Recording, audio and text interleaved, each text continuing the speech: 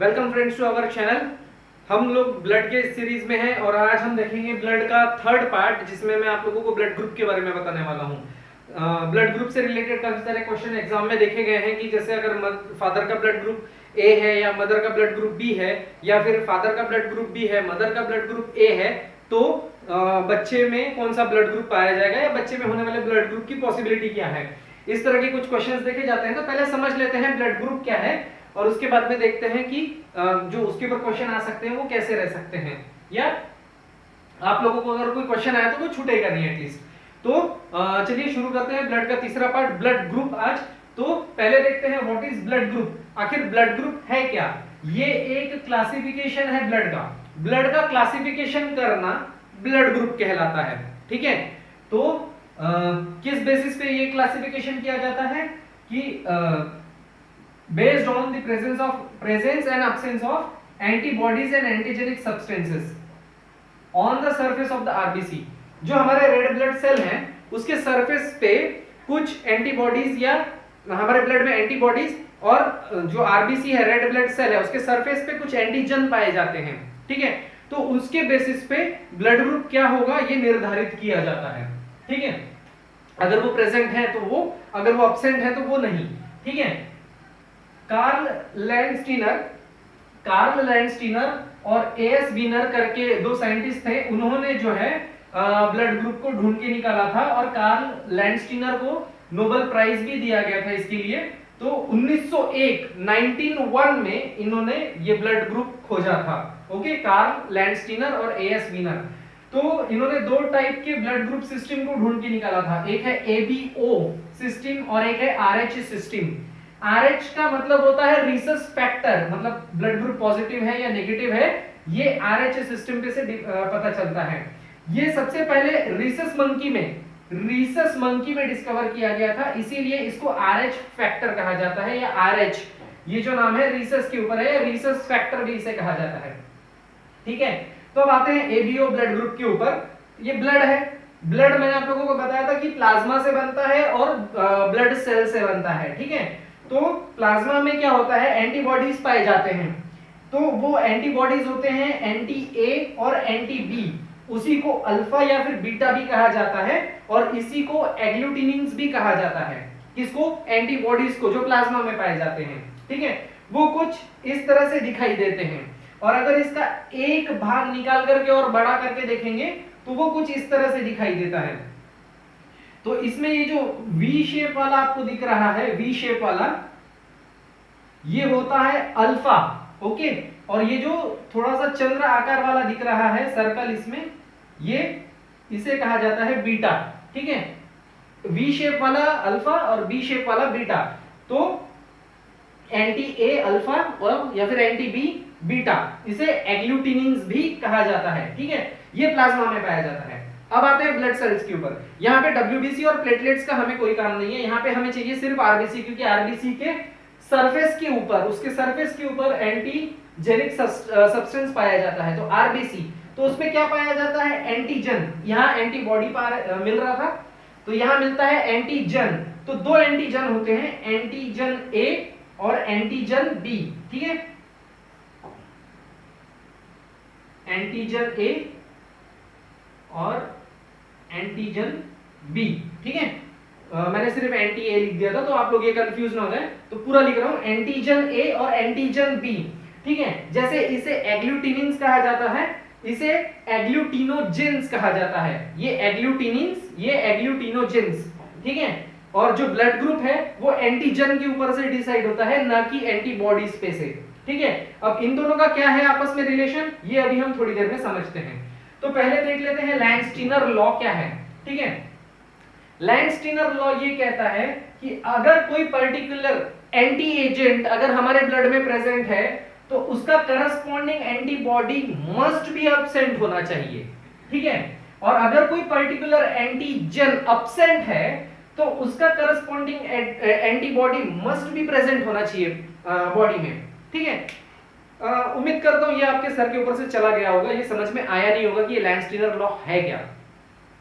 समझाता हूं, बहुत आसान भाषा में समझाता हूं आप लोगों को। देखिए सिंपल सा कहना है, पर्टिकुलर एंटीजन अगर है तो उसका करस्पॉन्डिंग एंटीबॉडी एब्सेंट होना चाहिए, और अगर पर्टिकुलर एंटीजन एब्सेंट है तो उसका करस्पॉन्डिंग एंटीबॉडी प्रेजेंट होना चाहिए। इसको हम अभी यहां पे डायग्राम पे से समझेंगे कैसे। देखिए टाइप्स ऑफ ब्लड ग्रुप में कौन कौन से ब्लड ग्रुप आ जाते हैं। ब्लड ग्रुप ए, क्योंकि एंटीजन ए है, उसके बाद में एंटीजन बी है तो ब्लड ग्रुप बी, उसके बाद में अगर ए और बी दोनों मिल जाते हैं तो ए बी, और उसके बाद में एक आ जाता है ब्लड ग्रुप ओ। ठीक है, तो blood group O actually blood group O नहीं है, ब्लड ग्रुप ओ का मतलब होता है ब्लड ग्रुप जीरो, लेकिन उसे ओ लिखा जाता है और ओ ही पढ़ा जाता है। ठीक है, एक्चुअली उसका मतलब था जीरो, क्योंकि वहां पे कोई भी एंटीजन उसके सरफेस पे नहीं मिले थे। अभी मैं आपको समझाता हूं अच्छे से। ठीक है, तो ये एंटीबॉडीज आप लोग ध्यान में रखेंगे, अल्फा, वी शेप वाला अल्फा और सर्कल वाला जो है बीटा। ठीक है, अब ए ब्लड ग्रुप को जब माइक्रोस्कोप से जब देखा गया ब्लड को, तो उसका स्ट्रक्चर कुछ इस तरह से दिखाई दिया। ठीक है, तो ये आरबीसी का सेल था, सर्कल था। ठीक है, उसके ऊपर कुछ ये इस तरह से ट्रायंगल शेप की आकृति दिखाई दी थी। ये जो ट्रायंगल शेप वाली आकृति है ना, ये वाली, ये ट्रायंगल शेप की आकृति दिखाई दी थी। अगर आप ए लिखेंगे तो ऐसा देखिए ना, ये अगर ए का अगर मैं यहां से मिटा दूं तो ये क्या बन रहा है, एक ट्रायंगल ही तो बन रहा है। ये देखिए, अगर मैं इतना पोर्शन मिटा दूं तो ये देखिए इसी तरह की आकृति है, इसलिए जो है इसका नाम रख दिया गया ए ब्लड ग्रुप। तो जब ब्लड ग्रुप ए है तो ये एक पर्टिकुलर एंटी एजेंट है, सॉरी एंटीजन है, एक पर्टिकुलर एंटीजन ए है, तो इसका करस्पॉन्डिंग जो एंटीबॉडी है वो एब्सेंट होना चाहिए। तो ए केस में क्या था कि जो एंटीबॉडी पाया जाता है वो बीटा पाया जाता है, अल्फा नहीं पाया जाता, क्योंकि ए का करस्पॉन्डिंग क्या होगा, अल्फा होगा। क्यों, अभी आपको थोड़ी देर में एक्सप्लेन करता हूं। ये जो ट्रायंगल जैसा जो शेप इसके ऊपर ए के ऊपर दिखा गया, अगर इसके अंदर अल्फा एंटीबॉडी अगर प्रेजेंट होगा तो ये देखिए ये भी वी शेप का है। ओके, अल्फा वाला वी शेप का है। अगर ये घूम के इसके ऊपर आ जाए तो ये तो इसमें जाकर के फंस जाएगा और दोनों आपस में मिल जाएंगे और अटक जाएंगे और एक क्लॉट बना देंगे। ठीक है, मतलब एक्चुअली क्लॉट नहीं होता है, एग्लूटिनोजेंस और एग्लूटिनिन्स ये दोनों मिल करके ना एक खून का थक्का टाइप बन जाता है वो। ठीक है, लेकिन वो ब्लड क्लॉट नहीं होता है, लेकिन वो हार्ड हो जाता है, बहुत ज्यादा ब्लड फ्लो होने में बहुत कम मतलब डिफिकल्टी आने लग जाती है। तो अगर ये जो चीज है, अगर ये इसके अंदर जाकर के फंस गई तो ये तो ब्लड फ्लो होने में बहुत दिक्कत हो जाएगी, क्योंकि ये गाढ़ा बन जाता है और ज्यादा गाढ़ा बन जाता है और ये अटकेगा, घूम नहीं पाएगा ठीक से। इसलिए इसमें जो है ना ये सर्कुलर वाला होता है, ताकि वो इसमें आकर के एंटीबॉडी इसमें आकर के फंस ना जाए। अब देखते हैं blood group B. Blood group B में क्या था कि ये जो इसके ऊपर का आकार था वो कुछ इस तरह से गोल मटोल था। मतलब अगर मैं आपको बताऊं तो ये बी इस तरह से लिखा जाता है। तो ये देखिए, अगर मैं इसमें से इतना सा मिटा दूं, मतलब याद रखने के लिए सोचिए कि ये जो सर्कल ऐसा बना, ये घूम करके ऐसे सबके ऊपर चढ़ गया, तो वो बी ब्लड ग्रुप हो गया। ठीक है, अब पर्टिकुलर एंटीजन कौन सा है, बी है, तो इसमें जो एंटीबॉडी पाया जाता है वो है अल्फा। ठीक है, इसमें अगर बीटा डाल देंगे तो ये देखिए ये कैसा था, बीटा कैसा था, चंद्राकार टाइप का था। ये इसमें अगर आकर के फंस गया तो फिर से ब्लड का एक थक्का चल जाएगा और ब्लड फ्लो होने में डिफिकल्टी होगी। इसीलिए यही लैंड-स्टीनर लॉ था कि अगर पर्टिकुलर एंटीजन प्रेजेंट है तो उसका corresponding antibody must be absent होना चाहिए, नहीं तो वो आपस में मिल करके ब्लड फ्लो ठीक से नहीं होगा और वहां पे जो है वो ये कर जाएगा, क्लॉट कर जाएगा। ठीक है, उसका एक नाम है,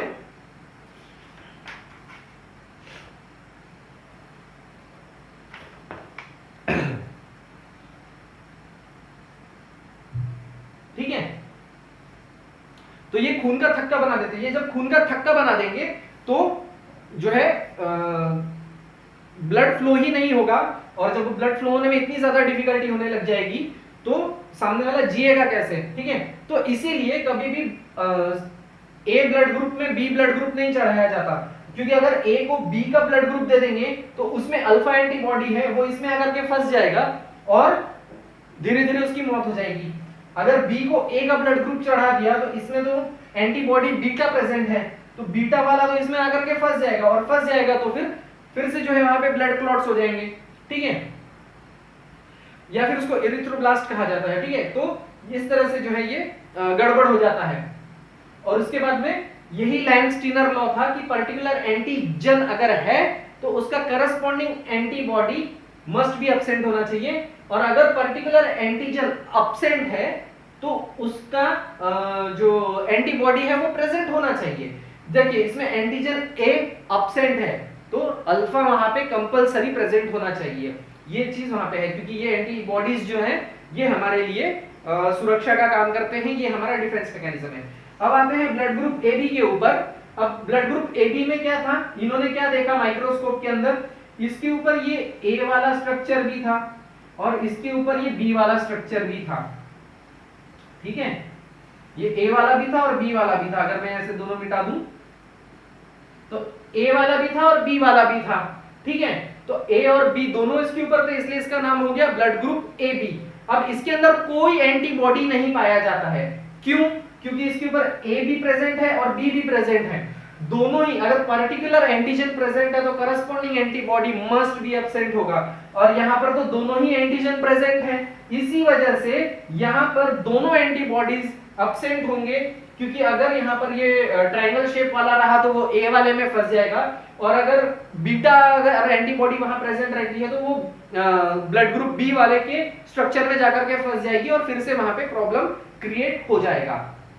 ओके, अब आते हैं ब्लड ग्रुप ओ या फिर ब्लड ग्रुप जीरो, क्योंकि इसके ऊपर कोई भी स्ट्रक्चर नहीं पाया गया था, इसीलिए इसका जो लैंड-स्टीनर लॉ है कि पर्टिकुलर एंटीजन अगर एब्सेंट है तो corresponding antibodies must be present. अब इसमें ए भी नहीं है, बी भी नहीं है, तो करस्पॉन्डिंग एंटीबॉडीज अल्फा भी है और बीटा भी प्रेजेंट है, बीटा भी प्रेजेंट है और अल्फा भी प्रेजेंट है, ठीक है। उम्मीद करता हूं आप लोगों को ये समझ में आ रहा होगा कि ये कैसे होता है, ठीक है। तो चलिए अब आगे देखते हैं फटाक से आरएच फैक्टर के बारे में, कि जो हम लोग बोलते हैं ना ब्लड ग्रुप ए पॉजिटिव है, बी नेगेटिव है, या फिर ओ पॉजिटिव है, ए बी पॉजिटिव है, तो ये कहां से आता है? जब जो एएस विनर है, जब ये लोग रिसर्च कर रहे थे तो इन लोगों जब माइक्रोस्कोप में देख रहे थे तो इन लोगों को कुछ स्ट्रक्चर्स दिखाई दिए, जैसे ए के साथ में इस तरह का कुछ आकृति इनको यहाँ पे साइड में दिखाई दिया। वो सोचने लगे कि अगर सर्कल टाइप में होता तो मैं ब्लड ग्रुप बी बोल देता, ट्रायंगल था तो मैं ए बोल देता, दोनों होता तो ए बी बोल देता, अगर दोनों ही एब्सेंट होते तो ब्लड ग्रुप ओ बोल देता, ठीक है। लेकिन ये चौकोन आकृति क्या है ये उनको समझ में नहीं आ रहा था, तो उन्होंने और भी ढेर सारे बंदर पकड़े, सबका ब्लड सैंपल लिया और उन्होंने टेस्ट किया, तो कुछ कुछ इसमें ये आकृति दिख रही थी, ए के साथ में दिख रही थी। मेडिकल टर्म्स में पॉजिटिव कब आता है? अगर आपके रिपोर्ट में अगर कोई चीज प्रेजेंट है तो आपकी रिपोर्ट पॉजिटिव होती है। अगर मैं डेंगू का टेस्ट कराने जाऊं और अगर डेंगू वायरस अगर मेरे ब्लड में मिलता है तो मैं डेंगू पॉजिटिव होता हूं। तो यहां पे ये स्ट्रक्चर मिला है, दैट मींस ए पॉजिटिव, ये स्ट्रक्चर बी में मिला है, बी पॉजिटिव, ये स्ट्रक्चर ए और बी दोनों में मिला है इसलिए ए बी पॉजिटिव, ये स्ट्रक्चर ओ ब्लड ग्रुप में मिला है इसीलिए ओ पॉजिटिव, और जिनमें ये स्ट्रक्चर नहीं मिला, जैसे इसमें अगर ये स्ट्रक्चर नहीं है तो ये ए नेगेटिव हो गया, ये बी नेगेटिव हो गया, ये ए बी नेगेटिव हो गया और ये ओ नेगेटिव हो गया।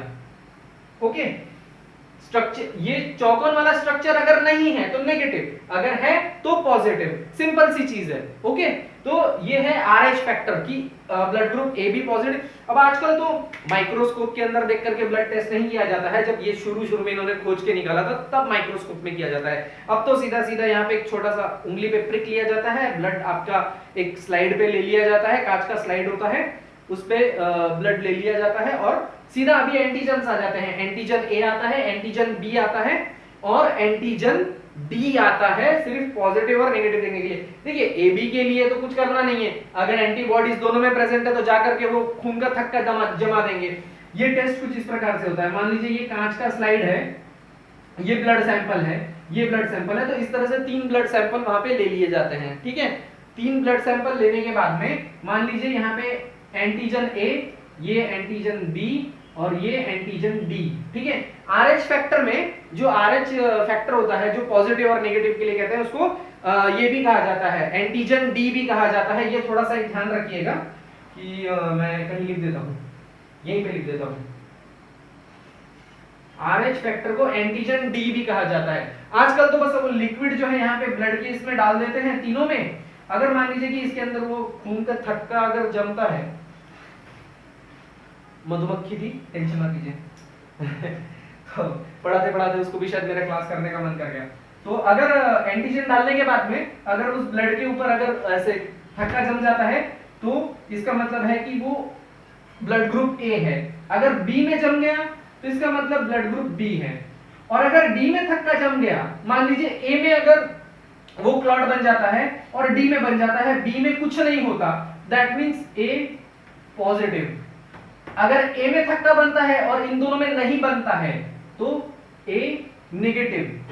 सेम ऐसे ही अगर ए में कुछ नहीं हुआ, बी में थक्का जम गया और डी में थक्का जम गया तो बी पॉजिटिव, है ना। और अगर दोनों में इसमें जम गया और इसमें नहीं जमा तो बी नेगेटिव। सेम इसी तरह से ए बी में क्या होगा, इसमें भी थक्का जम जाएगा, इसमें भी थक्का जम जाएगा, इसमें भी, तीनों के तीनों में थक्के जम जाएंगे तो ए बी पॉजिटिव। अगर इसमें थक्का जम गया, इसमें थक्का जम गया और एंटीजन डी में अगर वो क्लॉट नहीं हुआ, थक्का नहीं बना तो ए बी नेगेटिव। अगर इसमें भी कुछ नहीं हुआ, इसमें भी कुछ नहीं हुआ, लेकिन सिर्फ और सिर्फ डी में क्लॉट बन गया, थक्का बन गया, तो कौन सा ब्लड ग्रुप होगा, ओ पॉजिटिव, ठीक है। और अगर तीनों में ही कुछ नहीं होता है तो ओ नेगेटिव, ठीक है। ये कुछ इस तरह से था, ठीक है। अब RH फैक्टर जो है ये मैरिड कपल्स के लिए काफी ज्यादा इंपॉर्टेंट होता है। कैसे, देखिए एक RH इनकम्पैटिबिलिटी करके एक ये चीज होती है, देखी जाती है ब्लड ग्रुप के सिलसिले में, RH इनकम्पैटिबिलिटी। RH इनकम्पैटिबिलिटी का मतलब है कि पॉजिटिव और नेगेटिव को लेकर के ये खेल चलता है, ठीक है। तो ये प्रॉब्लम कब होता है, अगर फादर का ब्लड ग्रुप पॉजिटिव है, मतलब चाहे वो AB पॉजिटिव हो, O पॉजिटिव हो, ए नेगेटिव, ए पॉजिटिव हो, बी पॉजिटिव हो, कोई भी पॉजिटिव हो, लेकिन अगर फादर पॉजिटिव है ब्लड ग्रुप में और अगर मदर नेगेटिव है तो उससे जो बच्चा होता है उसको इरिथ्रोब्लास्टोसिस करके एक बीमारी हो जाती है। पहला बच्चा तो भी ठीक रहता है, लेकिन सेकंड बेबी से जो है वो प्रॉब्लम्स आने चालू हो जाते हैं। सेकंड बेबी ज्यादा दिनों तक जिंदा नहीं रहता अगर हो भी जाता है। लेकिन इसके लिए क्या किया जाता है कि 9 मंथ्स पूरा कंप्लीट होने से पहले ही जो है सीजर करके बेबी को पहले ही निकाल लिया जाता है, ताकि जो है वो उसकी डेथ ना हो। और इसके लिए इंजेक्शंस वगैरह भी अवेलेबल होते हैं मार्केट में, इसका ट्रीटमेंट होता है प्रॉपर। अगर आप गायनेकोलॉजिस्ट को मिलेंगे तो वो आपको इसके लिए इंजेक्शन देते हैं, ताकि आप जो है नेगेटिव RH इनकम्पैटिबिलिटी है उससे आप बचे रहें, ठीक है, इरिथ्रोब्लास्टोसिस, ठीक है।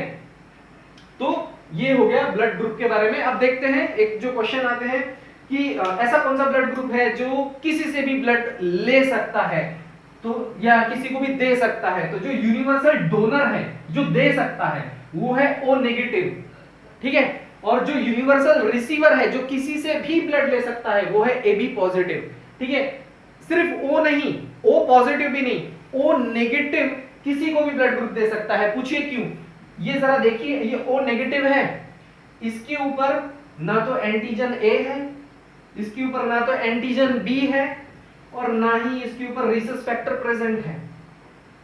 ये किसी के साथ में भी जाएगा तो ये किसी का क्या बिगाड़ेगा, कुछ नहीं बिगाड़ सकता, ये सबके साथ एडजस्ट कर लेता है, इसलिए ये किसी को भी ब्लड दे सकता है, ठीक है। ये किसी से ले नहीं सकता। अगर A पॉजिटिव वाले ने इसको ब्लड दे दिया तो इसमें अल्फा है, ओके, थोड़ा ध्यान रखना है, ओके। तो यूनिवर्सल डोनर में O नेगेटिव, ठीक है।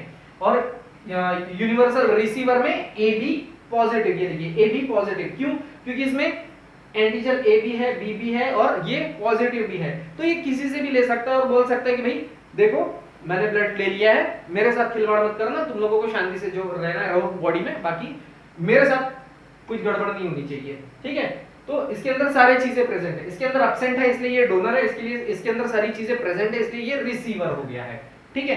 अब एक छोटी सी चीज रह गई है कि ब्लड ग्रुप इन चाइल्ड, अगर हम ये देखें तो ब्लड ग्रुप कैसे इसमें कर सकते हैं, चिल्ड्रंस में कैसे फॉर्म होता है। इसके लिए मैं एक फॉर्मूला बताता हूं, ठीक है। ये चीजें सिर्फ ध्यान रखिएगा, अभी थोड़ी देर में इसको पूरा क्लियर करके मैं आप लोगों को एक्सप्लेन करूंगा।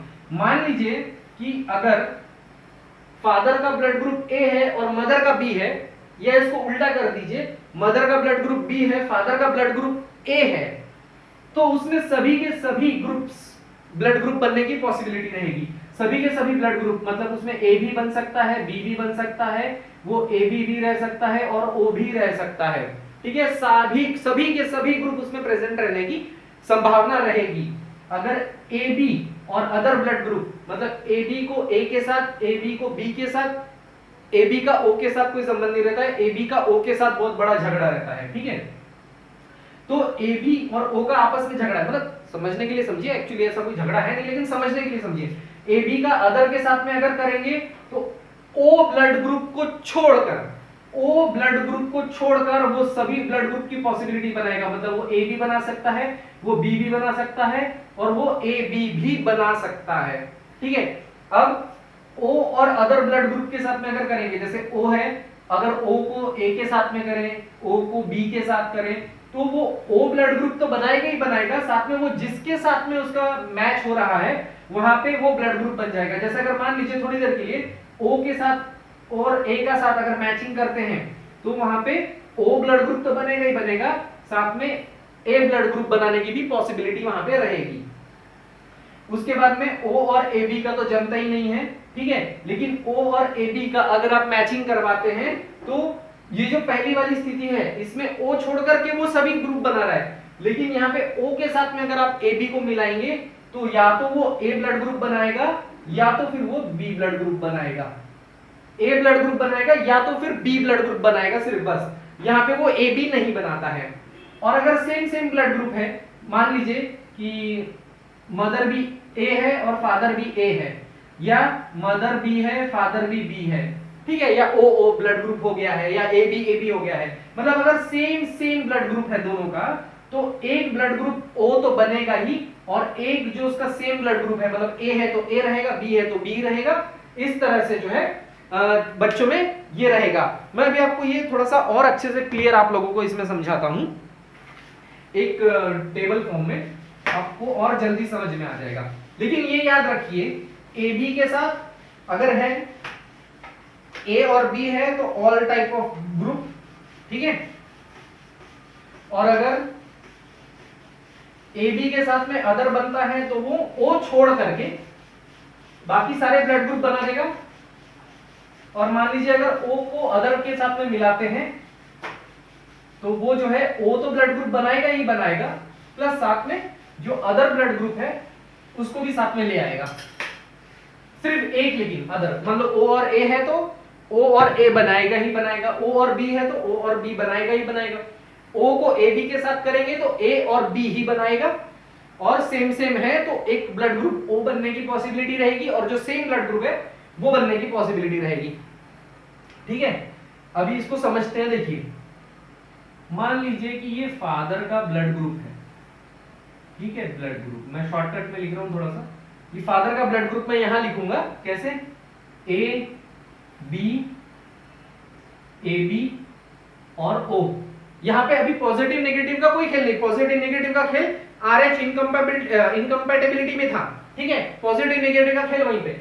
यहां सिर्फ हम देखेंगे पॉजिटिव, क्योंकि अगर मदर नेगेटिव है तो खेल खत्म, इरिथ्रोब्लास्टोसिस हो जाएगा, ब्लास्ट हो जाएगा, खून पूरा वहां पे ब्लास्ट हो जाएगा, सब खत्म हो जाएगा खेल वहीं पे।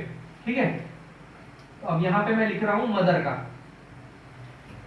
ठीक है, मदर का ब्लड ग्रुप, ठीक है, मदर का ब्लड ग्रुप। अब मैं यहां पे लिख देता हूं ए बी और ओ। आप लोगों में से जो साइंस फील्ड के होंगे ना, उन्होंने जॉर्ज मेंडल का नाम सुना होगा, जिन्होंने मटर के ऊपर एक्सपेरिमेंट किया था, पी एक्सपेरिमेंट जिसको कहा जाता है। उसमें उन्होंने जेनेटिक्स एक्सप्लेन किया था, अगर आप लोगों ने देखा होगा तो उसमें वो कैसा करते थे कि मान लीजिए थोड़ी देर के लिए कि x और x है और इधर x और y है ना, ऐसा करके वो करते थे, ठीक है, तो x के साथ मिला तो xx, x के साथ y मिला तो xy, x के साथ मिला तो xx, x के साथ मिला तो xy, ठीक है, इस तरह की मैचिंग करके एक टेबल बनाया जाता था। सेम टेबल हम यहां पर बनाएंगे लेकिन ब्लड ग्रुप के साथ, ठीक है, ये बनाएंगे हम लोग ब्लड ग्रुप के साथ।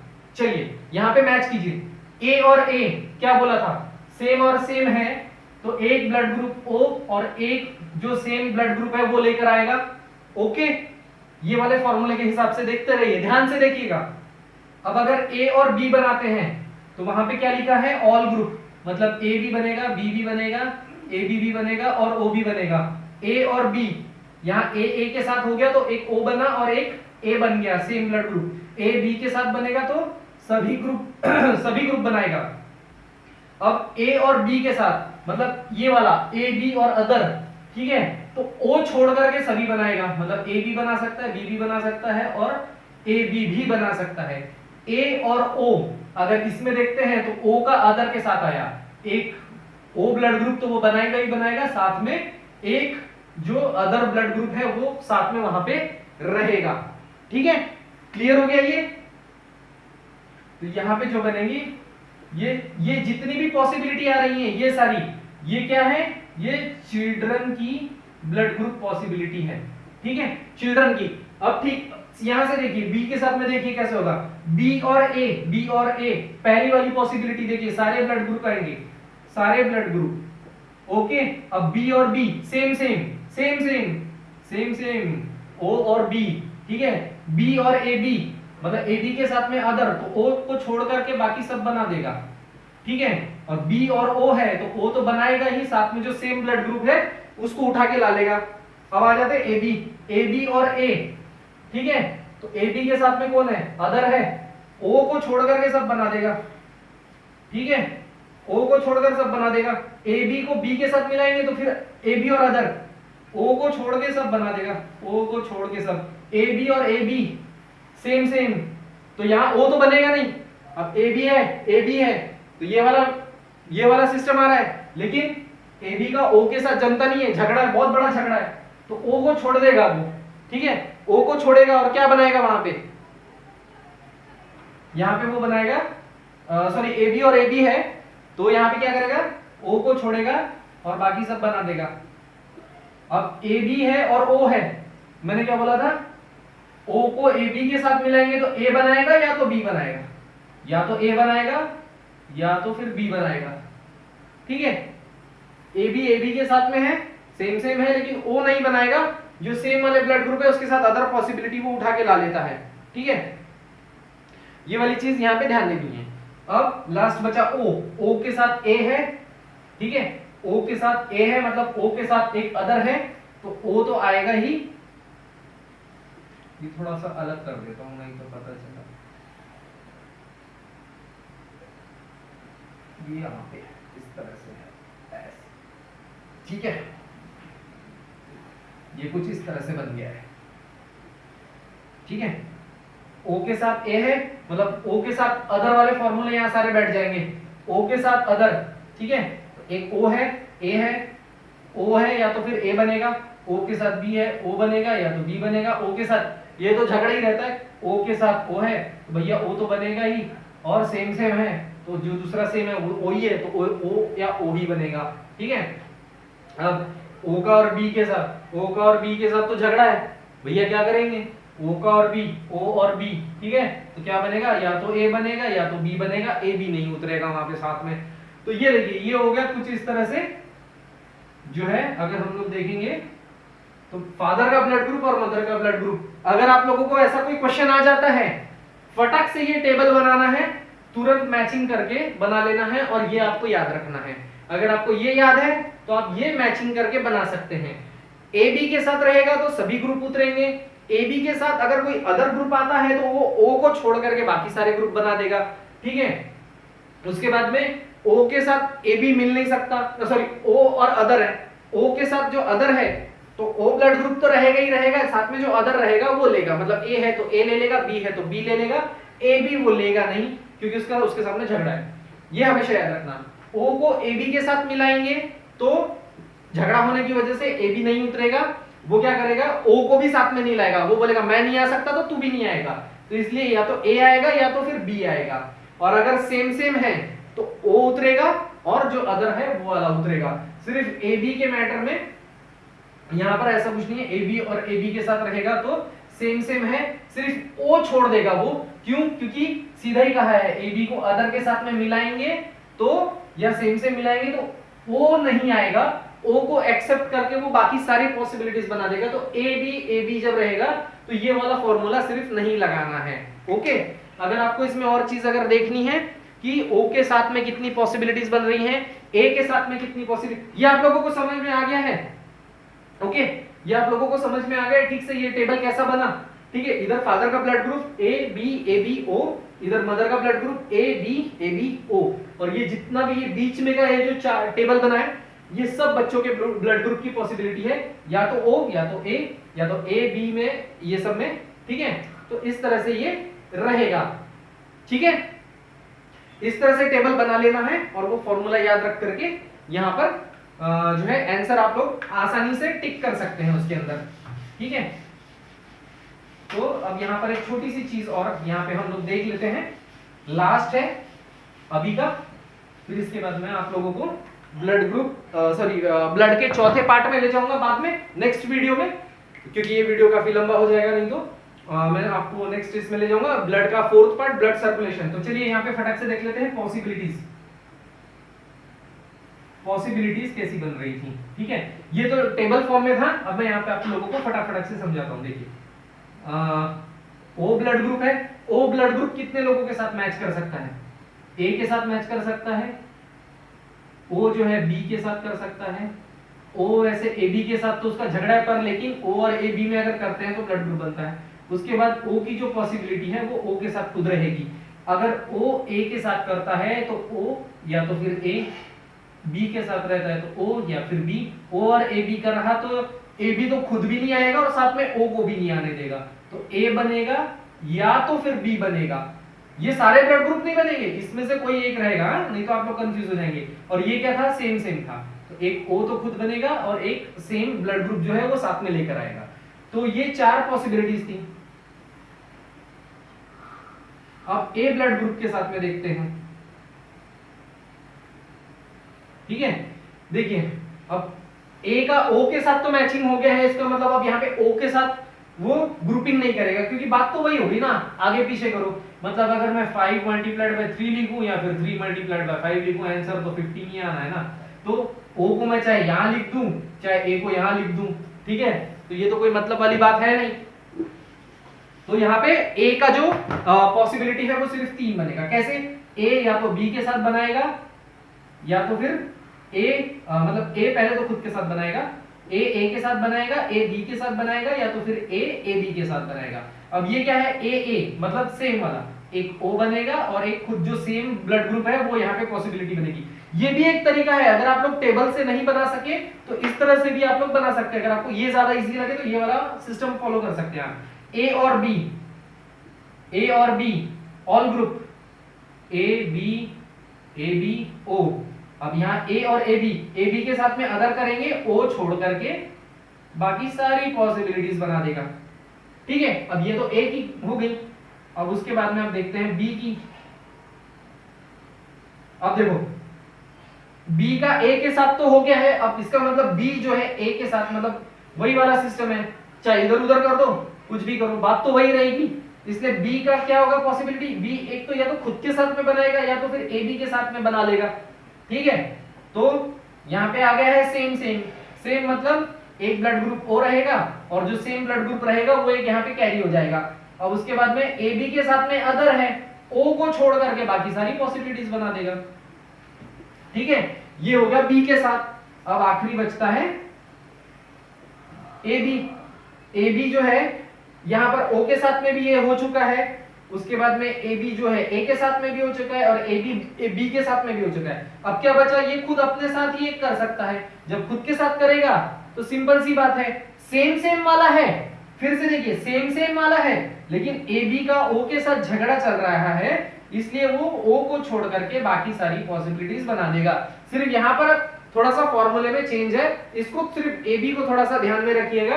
बाकी अगर आप देखेंगे तो ओ के साथ में इसकी 4 पॉसिबिलिटीज बनी है, ए के साथ में इसकी 3 पॉसिबिलिटीज बनी है, बी के साथ में 2 और ए बी के साथ में 1। तो 4 3 2 1 मतलब 1 2 3 4 कैसा भी कर लीजिए, ए बी 1 बी 2 ए 3 ओ 4 1 2 3 4 सीधा सीधा 1 2 3 4 याद रखने में क्या जा रहा है, या फिर 4 3 2 1 याद रख लीजिए। तो ये पॉसिबिलिटीज है, ठीक है। तो गाइस ये था ब्लड ग्रुप के बारे में। होप आप लोग सब पूरा अच्छे से समझ गए होंगे, और आप लोगों को अगर इसके ऊपर कोई भी क्वेश्चन पूछा जाए तो होप आप लोग शायद ही उसको मिस करेंगे। अब आप लोगों को अच्छे से समझ में आ गया होगा। मैं वीडियो के डिस्क्रिप्शन में इसके अदर पार्ट्स के भी, मतलब जैसे ब्लड का पार्ट 1 था, मैंने हार्ट के बारे में भी वीडियो ले लिया था, और ब्लड जो है उसके बारे में, ब्लड का जो पार्ट 2 था जिसमें मैंने ब्लड क्लॉटिंग पढ़ाई थी, वो भी मैं डिस्क्रिप्शन लिंक में उनके वीडियोस के लिंक दे दूंगा, और आई बटन में भी दे दूंगा, तो आप जाकर के वहां से उसको देख सकते हैं, तो वो भी देख लीजिएगा। अगर आपने अभी तक चैनल सब्सक्राइब नहीं किया होगा तो चैनल सब्सक्राइब कर लीजिएगा, बेल आइकन जरूर दबा लीजिएगा, और हमारे साथ जुड़े रहिए, क्योंकि ऐसे ही वीडियोस में लेकर आने वाला हूं, और भी आगे भी साइंस से रिलेटेड जो कॉम्पिटिटिव एग्जाम्स में काफी हेल्पफुल आप लोगों के साबित हो सकते हैं। और अगर आप लोगों को कोई स्पेसिफिक टॉपिक पे अगर वीडियो चाहिए तो आप मुझे कमेंट सेक्शन में कमेंट भी कर सकते हैं। अगर आप लोगों के कमेंट मुझे आते हैं, मुझे लगता है कि मुझे उन टॉपिक्स पे, मतलब साइंस का टॉपिक ज्यादातर, मैं बाकी अदर टॉपिक्स में थोड़ा वीक हूं, तो मतलब वीक क्या हूं, मतलब मेरा जिस फील्ड में ज्यादा अच्छा हाथ है, मुझे लगता है मुझे वही चीज ज्यादा अच्छे से समझानी चाहिए। तो आप लोग कमेंट करके भी बता सकते हैं, अगर आपको कोई साइंस से रिलेटेड कोई टॉपिक पे अगर आप लोगों को वीडियो चाहिए तो मैं वो कोशिश करूंगा कि आप लोगों के लिए जल्द से जल्द बना सकूं। तो मिलते हैं अभी नेक्स्ट वीडियो में, ब्लड के 4th पार्ट जो मैं आप लोगों को समझाने वाला हूं, ब्लड सर्कुलेशन। तो जुड़े रहिए हमारे साथ, मिलते हैं नेक्स्ट वीडियो में, तब तक के लिए जय हिंद।